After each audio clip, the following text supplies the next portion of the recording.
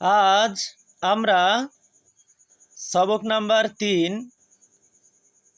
দিনিয়াতের কোরআন অংশের নুরানি কায়দায় এটা পড়ব। বিগত দিন আমরা আলিফ বা তা এবং সা এ বিষয়ে পড়েছিলাম। দেখো, যাতে পূর্বের অক্ষরগুলো তোমরা ভুলে না যাও, এই জন্য সার্কেল অর্থাৎ গোল যে একটা অংশ আছে তার মধ্যে কিন্তু আলিফ বা তা সা এগুলো দেওয়া আছে। তাহলে আমরা পূর্বের পড়াটা একটু পড়ে নিয়ে তারপর অংশগুলো পড়ব। দেখা যাক, এটা হলো আলিফ বা তা সা। তারপরে তোমরা দেখতে পাচ্ছ একই রকম অক্ষর তিনটে রয়েছে, এটাকে বলা হয় জিম। এই জিমের নিচে একটা নোক্তা রয়েছে। তারপরেরটা হলো হা। হা এটাই কোনো নোক্তা নেই, তাহলে যে অক্ষরটা আমপাড়া লগার মতো অনেকটা দেখা যায়, যাতে কোনো নোক্তা নেই, সেটা হলো হা। আর যে অক্ষরটার উপরে একটা নোক্তা রয়েছে সেটাকে বলা হয় খ। তাহলে আমরা এই তিনটাকে কি বলবো? জিম, হা, খ। এর মধ্যে জিম, এই জিমের উচ্চারণটা একটু চেপে উচ্চারণ করতে হবে। যেমন জিম, জিম, জিম।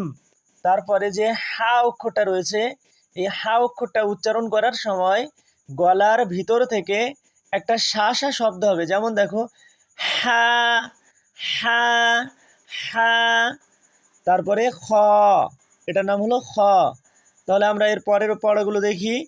প্রথমে রয়েছে হা, তারপর খ, তারপর জিম, তারপরে খ, তারপর জিম, তারপর হা, তারপর খ, তারপরে জিম, তারপরে হা, তারপরে খ, তারপর জিম, তারপরে আছে হা।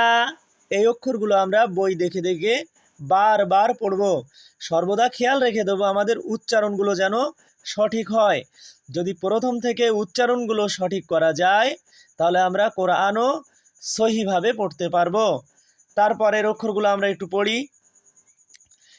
আলিফ, তা, সা, খ, বা, হা, তা, সা, বা, খ, সা।